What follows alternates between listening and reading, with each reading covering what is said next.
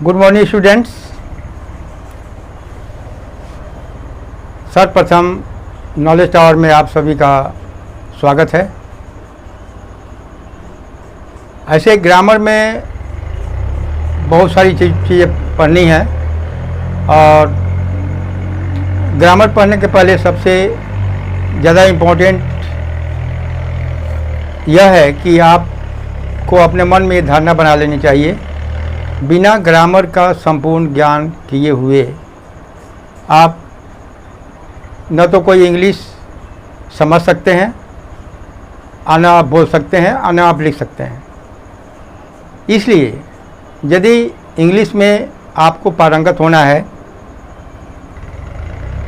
English में आपको writing power सुंदर बनाना है, स्पीकिंग सुंदर बनाना है, और तो ज़रूरी है कि पहले आपको ग्रामर का संपूर्ण ज्ञान हो। तो ग्रामर के संपूर्ण ज्ञान के लिए यह भी आवश्यक होता है कि हम ग्रामर के जितने भी टॉपिक्स हैं उन सभी का अध्ययन करें। जब तक ग्रामर के सभी टॉपिक्स का आप अध्ययन नहीं करेंगे तो आपको इंग्लिश का संपूर्ण नॉलेज नहीं हो सकता है। बहुत बार ऐसा होता है, आजकल के बच्चे क्या करते हैं कि सिलेबस के अनुसार अपना तैयारी कर लेते हैं, परीक्षा दे देते हैं। परीक्षा में कुछ सफल भी होते हैं, कुछ असफल भी हो जाते हैं। परीक्षा ऐसी चीज़ है कि सफल असफल होता ही है। लेकिन यदि किसी आजकल के बच्चों से यदि पूछा जाए कि भाई नाउन क्या है, तो नाउन तो बता देंगे कि ये एक चीज़ नाउन है। लेकिन यदि दोबारा प्रश्न किया जाए कि नाउन के कितने पार्ट्स हैं, वो नहीं बोल पाएंगे। एडजेक्टिव का संपूर्ण ज्ञान नहीं होता है, वर्ब का संपूर्ण ज्ञान नहीं होता है। तो ज़रूरी है कि हम ग्रामर की जो शुरुआत है, जो ग्रामर का जो बेस है, हम उसी से शुरू करें। तो नॉलेज टावर का मेन उद्देश्य यही है कि ग्रामर,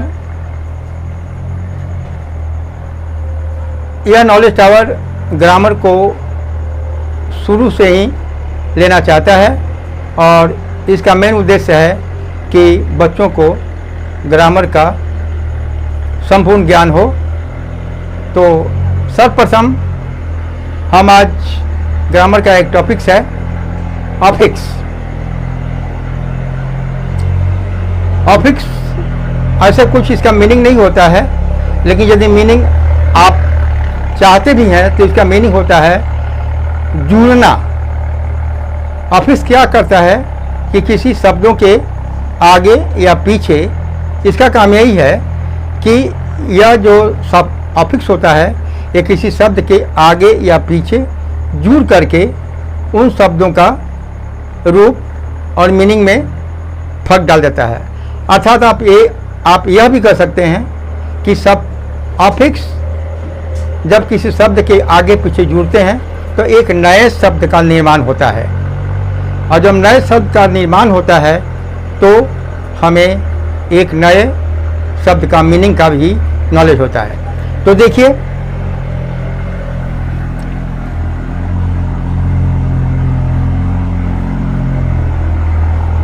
अफिक्स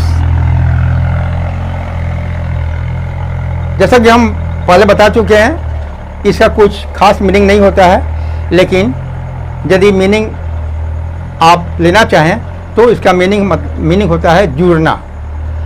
ये ऐसे वर्ड होते हैं जो किसी शब्द के आगे पीछे जुड़ते हैं। तो कहीं कहीं ऐसा होता है जब ये आगे पीछे जुड़ते हैं तो कभी कभी शब्दों का अपोजिट हो जाता है, कभी कभी उसका मीनिंग दूसरा हो जाता है। तो देखिए, अब ऑफिस के दो काइंड होते हैं। जैसे ऑफिस, आप ऑफिस यदि ऑफिस से आते हैं, जैसे मान लीजिए कि आपका एस है, ईएस है, लेस है, नेस है, ईएन है, मान लिया जाए, तो ये सब जो है अफिक्स के अंतर्गत सब आते हैं। ऐसे अफिक्स का काइंड हो जाता है, अफिक्स का दो काइंड हो जाता है, सफिक्स और प्रीफिक्स। सफिक्स और प्रीफिक्स। सफिक्स जो होता है वो इनके बाद, माने सफिक्स जो होता है ये जितने जो हैं सफिक्स के जो बाद में जोड़ा जाता है, किसी वर्ड के बाद में जोड़ा जाता है वो सफिक्स होता है। और कुछ ऐसे अफिक्स होते हैं जो शब्दों के पहले जुड़े जाते हैं। अब यहाँ पर ध्यान दीजिए, यदि मान लीजिए कि यहाँ पर एस और ईएस या लेस या नेस या ईएन है। अब देखिए, यदि मान लीजिए यहाँ पर हम एक नाउन लेते हैं, काऊ। काऊ एक नाउन है। यदि नाउन में, यदि इस नाउन में हम प्लस एस कर देते हैं, ये हो जाता है काउच।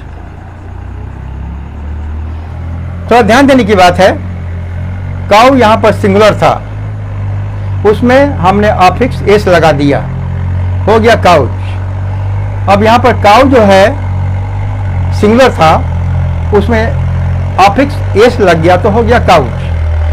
अब यहाँ पर पहले था एक गाय, अब हो गया अनेक गाय, अनेक गाय हो गया। और देखिए, जैसे हम लेते हैं यहाँ पर डू। डू एक वर्ब है। डू का मीनिंग आप सभी जानते हैं, डू माने करना होता है। तो यदि डू में हम ईएस लगा दिया, ये हो गया डच। ध्यान देने की बात है, यहाँ पर बहुत सा अंतर होता है।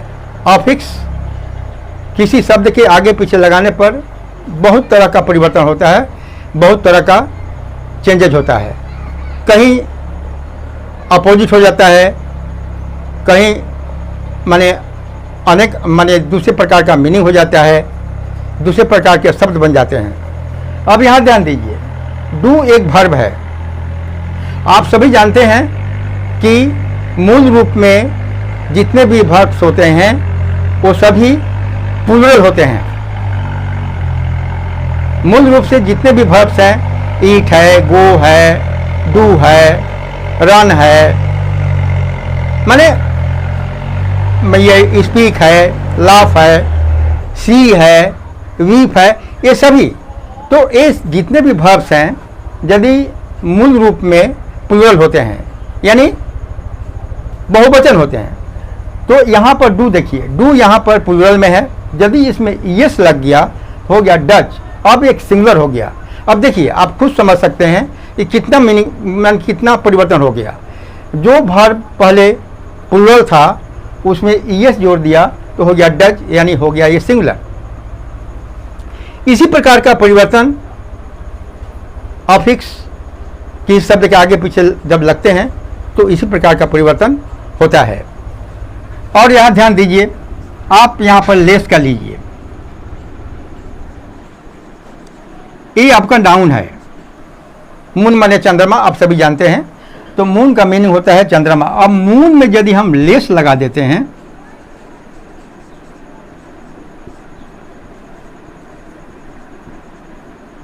तो हो गया मूनलेस। अब आप जानना चाहेंगे कि भाई मूनलेस क्या चीज होता है, जानना चाहेंगे ना? तो देखिए, मून जो है एक नाउन है, मून माने चांद या चंद्रमा, आप सभी जानते हैं। लेकिन यदि इसमें लेस लग गया तो हो गया मूनलेस, यानी बिना चांद का। अब आपके सामने एक प्रश्न माने आएगा कि भाई अब बिना चांद का मतलब क्या हुआ? मतलब होता है बिना मूनलेस का मतलब होता है जिसे आप बोलते हैं अमावस की रात। आप जानते हैं, आप सभी जानते हैं कि अमावस की रात में चंद्रमा बिल्कुल नहीं रहता है। तो उस अमावस की रात को ही मूनलेस कहा जाता है। अमावस की रात को चंद्रमा रहता ही नहीं है, इसीलिए मूनलेस का मीनिंग हो गया अमावस की रात। अब आप खुद समझ सकते हैं। यहाँ देखिए, मून एक नाउन था, उसमें लेस लगा दिया, हो गया मूनलेस। देखिए मीनिंग में कितना फर्क पड़ गया। और देखिए आप नेस को लीजिए, काइंड। काइंड आपको क्या है, काइंड जो है, काइंड का मतलब होता है दयालु, या दया करना भी हो सकता है। तो काइंड माने दयालु होता है। अब यहां पर ध्यान दीजिए, तो ये आपको एक काइंड माने दयालु, ये हुआ आपका एडजेक्टिव। एडजेक्टिव का अब हम तो नहीं बता पा रहे हैं कि आप लोगों को एडजेक्टिव का नॉलेज है या नहीं, इसीलिए हमारा प्रयास इस नॉलेज टावर में यही रहेगा कि हम ग्रामर का आप लोगों का A to Z जितनी मैं मदद आप लोगों को कर सकता हूँ, करने का मैं प्रयास करूँगा कि आप लोगों को ग्रामर का माने छोटे टॉपिक से लेकर के बड़े टॉपिक्स तक आपको हम ज्ञान कराएं, आपको ज्ञान देने में आपकी मैं मदद करूं। तो देखिए काइंड माने होता है, काइंड एक एडजेक्टिव है। अब यदि काइंड में हम आपका नेस लगा दिया, ये नेस आपका अफिक्स है, नेस जो है अफिक्स है। अब यदि काइंड में हम नेस लगा दिया तो काइंड माने क्या होता है, दयालु। अब नेस लगा दिया तो हो गया काइंडनेस।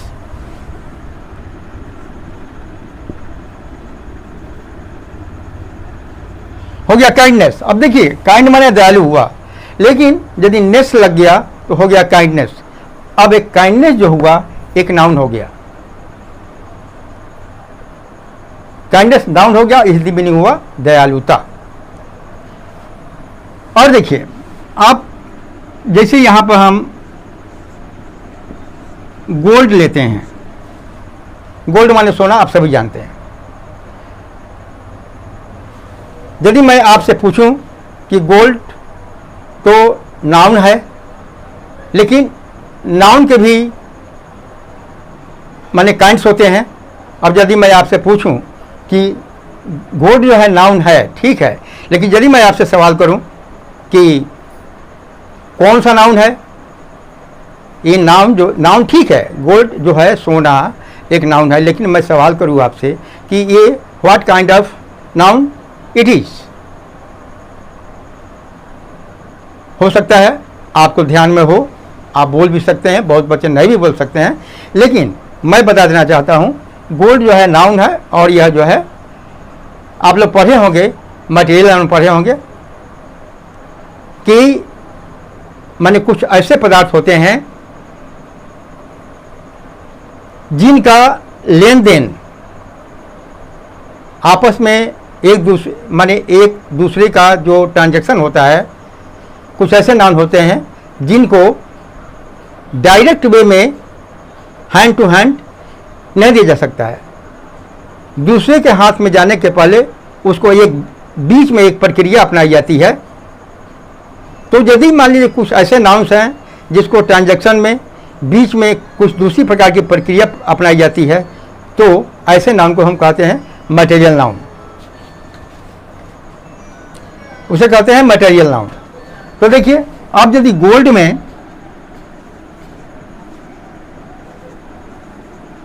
हमने ईएन अफिक्स जोड़ दिया, हो गया गोल्डन। अब देखिए मीनिंग में फर्क पड़ गया। यहां पर गोल्ड जो है आपका नाउन था, लेकिन जो गोल्ड में हमने जैसे ही ईएन लगा दिया हो गया गोल्डन। अब जानते हैं गोल्डन का मीनिंग क्या हुआ, सुनहला, जिसका रंग सोने के समान हो। तो छात्रों इसी प्रकार के माने कुछ अफिक्सेस होते हैं जिनको आगे या पीछे लगाने पर शब्दों का मीनिंग बदल जाता है, कहीं कहीं अपोजिट हो जाता है। तो इस प्रकार हम देखते हैं कि यदि ऑफिस का ज्ञान आप लोगों को करा दिया जाए, आप लोग ऑफिस को समझने का प्रयास करें, जानने का प्रयास करें, इसको इम्बाइब करें, तो आपको इससे काफ़ी लाभ हो सकते हैं।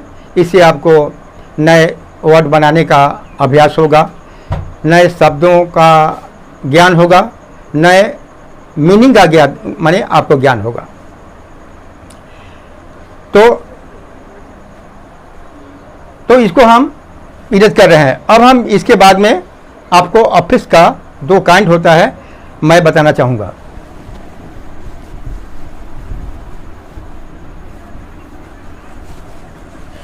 तो देखिए, ऑफिस 2 प्रकार के होते हैं, तो ध्यान दीजिएगा।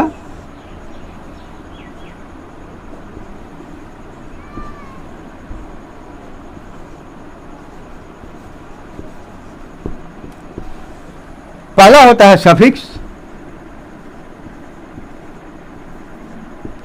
दूसरा होता है प्रीफिक्स। जैसा कि हम जो पहले बताए हैं आपको, तो उसी प्रकार के कुछ सफिक्स होते हैं जो शब्दों के बाद में जोड़े जाते हैं। और प्रीफिक्स, यहाँ प्री लगा हुआ, प्री का मतलब ही होता है पहले। तो प्रीफिक्स और कुछ ऐसे भी अफिक्स होते हैं जो शब्दों के पहले जोड़े जाते हैं। अब यहाँ पर ध्यान दीजिए, कुछ पहले हम कुछ आपको सफिक्स का ज्ञान करा देते हैं। आप लोग नोट कर लीजिएगा। सफिक्स,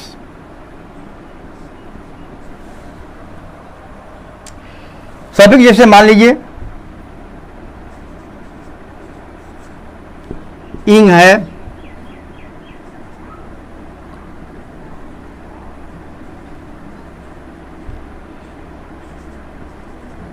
ईएन है, आईएसएच है, इसके बाद में आपका लेस है, नेस है,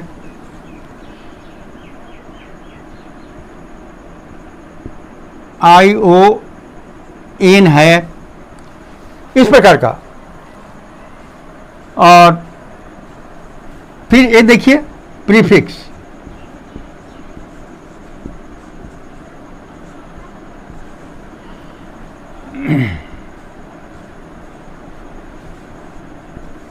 प्रीफिक्स जो है आपका अन है, डिस है, इम है, इन है। अब देखिए, तो सफिक्स में ये हुआ, प्रीफिक्स में आपका ये हुआ। अब देखिए, थोड़ा ध्यान दीजिए, ये सफिक्स जो है पहले हम इसको आपको समझाने का प्रयास करते हैं। अब जैसे यहाँ पर इंग है, यहाँ ध्यान दीजिए, यदि कम में हम ING लगा देते हैं, ये हो गया आपका कमिंग।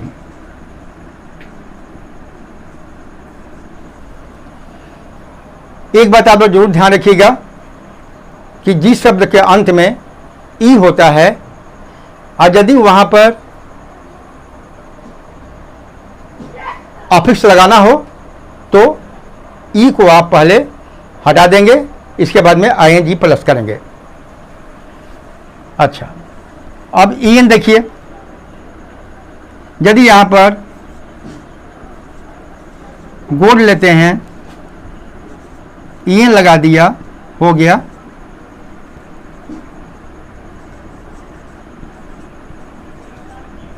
गोल्डन।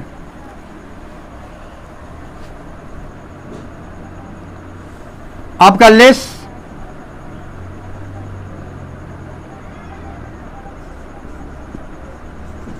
काइंड, लेस लगा दिया, हो गया काइंडलेस। यानी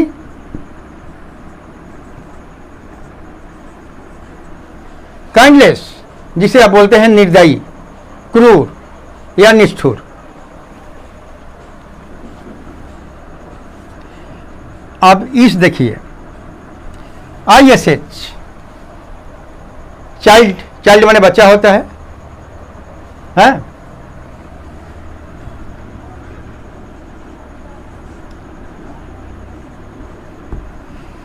ये सब सफिक्स हैं। अच्छा, अब देखिए, अब चाइल्ड को, चाइल्ड माने बच्चा होता है और चाइल्ड नाउन है। तो देखिए यहां पर यदि चाइल्ड में हम IS से जोड़ दिया, खूब ध्यान से देखिएगा और समझने का प्रयास कीजिए। चाइल्ड नाउन है, उसमें ISS हम लगा दिया, हो गया। दोनों मिला के क्या हुआ? चाइल्डिश।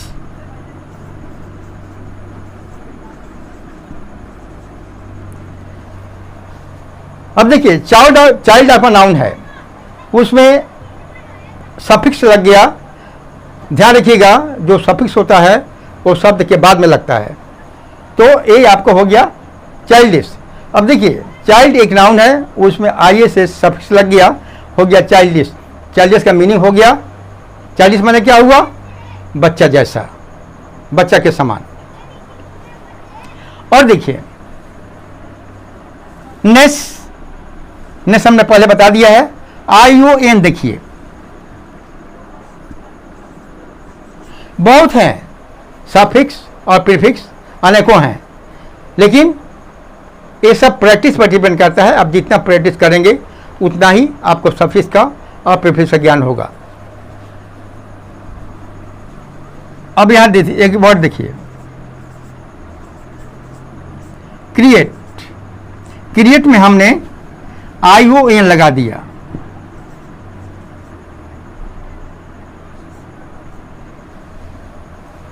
क्रिएट में हमने ION लगा दिया, एक नया शब्द बन गया। क्रिएट में ION सफिक्स लगाया तो एक नए वर्ड की रचना हुई। क्या हुआ? क्रिएशन।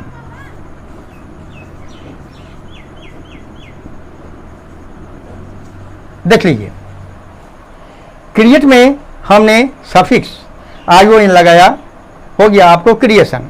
एक नए शब्द का निर्माण हुआ, नए वर्ड का निर्माण हो गया। और देखिए हुड, यदि मान लीजिए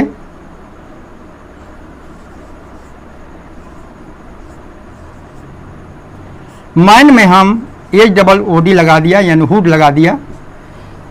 आप जानते हैं मैन माने व्यक्ति या आदमी होता है, तो मैन में हम हुड सफिक्स लगा दिया, हो गया मैनहुड।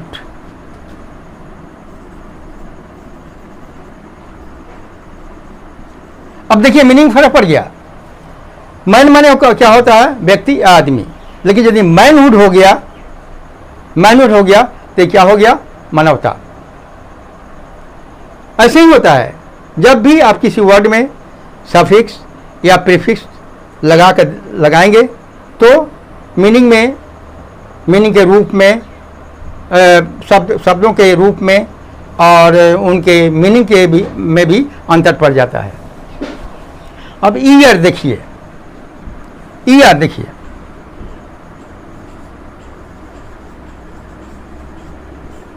स्मॉल आपका एडजेक्टिव है, स्मॉल जो है एडजेक्टिव है। अब इस एडजेक्टिव में हम ईयर लगा दिया, हो गया स्मॉलर। देखिए फर्क पड़ा। स्मॉल माने क्या होता है? छोटा, लेकिन इसमें जब ईयर लगा दिया तो हो गया स्मॉलर। यह आपका एडजेक्टिव है, एडजेक्टिव में आपका ईयर लग गया, हो गया स्मॉलर। स्मॉलर क्या होता, मतलब क्या हुआ? ये आपको कंपैरेटिव डिग्री में हो गया, जैसे उससे छोटा, मीनिंग फर्क पड़ गया। इस प्रकार से अनेकों सफिक्स हैं जो आपको जानना चाहिए, उसका अभ्यास करना चाहिए। इससे देखिए, इससे बहुत फायदे होंगे। नंबर एक बात, कहीं कहीं सफिक्स या प्रीफिक्स लगाने पर मीनिंग जो है उल्टा हो जाता है, अर्थ में फर्क पड़ जाता है, उसके रूप में भी एक नए वर्ड का, नए शब्द का निर्धारण होता है, नए शब्द की रचना होती है। अच्छा, अब देखिए इसको हम मिटा रहे हैं। अब हम आएंगे प्रीफिक्स पर।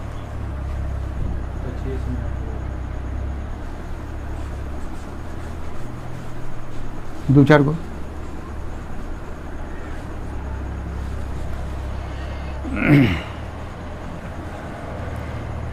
अब देखिए यहां पर एक कुछ प्रीफिक्स लिखे हुए हैं, ठीक है। अब देखिए, तो प्रीफिक्स का मतलब होता है एक किसी शब्द के पहले जुड़े जाते हैं, बाद में नहीं। अब देखिए यहां पर ध्यान दीजिए,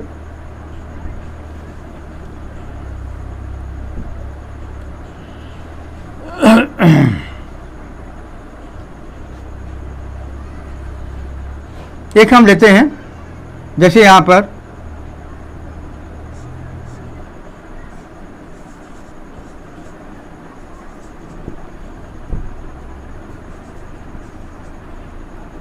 यहां देखिए कंडीशन, कंडीशन के पहले हमने ऑन लगा दिया,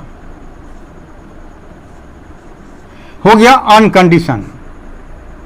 कंडीशन का मतलब होता है, कंडीशन का बहुत मीनिंग होता है। कंडीशन कहीं शर्त होता है, कहीं दशा होता है। तो देखिए, तो कंडीशन तो हो गया ऑन कंडीशन,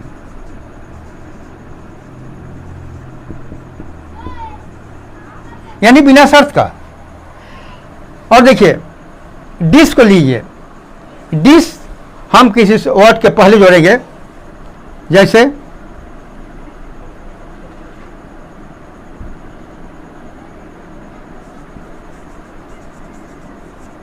अब यहां देखिए चार्ज में हमने डिस लगा दिया, क्या हो गया? डिस्चार्ज।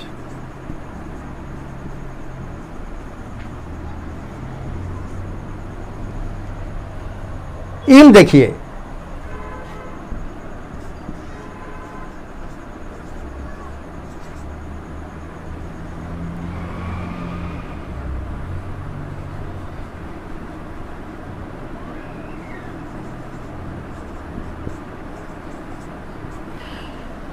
मोटर है।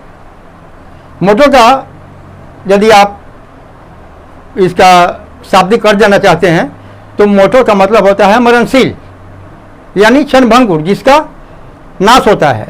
लेकिन यदि खूब ध्यान से देखिए, इसीलिए मैं पहले बता रहा हूं कि ये ऑफिस का ज्ञान होना एक विद्यार्थी के लिए नितांत आवश्यक है, क्योंकि इससे नए नए शब्दों का, नए नए मीनिंग का ज्ञान होता है। अच्छा, अब देखिए मोर्टल, मोर्टल एक वर्ड है, इसका मतलब होता है मरणशील, माने जो क्षणभंगुर हो, जिसका जो विनाशी हो, जिसका विनाश होता है। लेकिन जैसे ही हमने इस मोर्टल के पहले इम लगा दिया, इम प्रीफिक्स लगा दिया, हो गया इमोर्टल।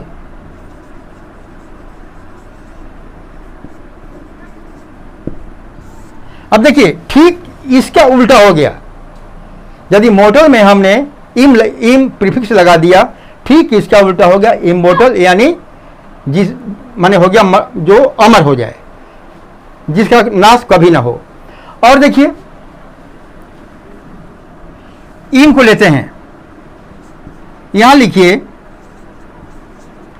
वायलिट। वायलिट ये चलती फिरती भाषा है, आप सभी जानते होंगे। इसमें हमने इन लगा दिया, ये हो गया आपका इनवैलिड। इनवैलिड हो गया। तो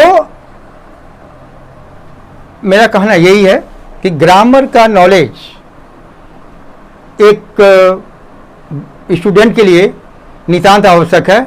लेकिन ग्रामर का नॉलेज यदि आपको माने प्राप्त करना है तो आवश्यक है कि आप शुरू से ग्रामर पढ़िए, ग्रामर के हर टॉपिक्स को, हर पार्ट को जानने का प्रयास कीजिए। तो नॉलेज टावर का माने प्रयास रहेगा कि आपको ग्रामर के जितने भी आपसे छूटे हुए टॉपिक्स हैं उनको पूरा करना।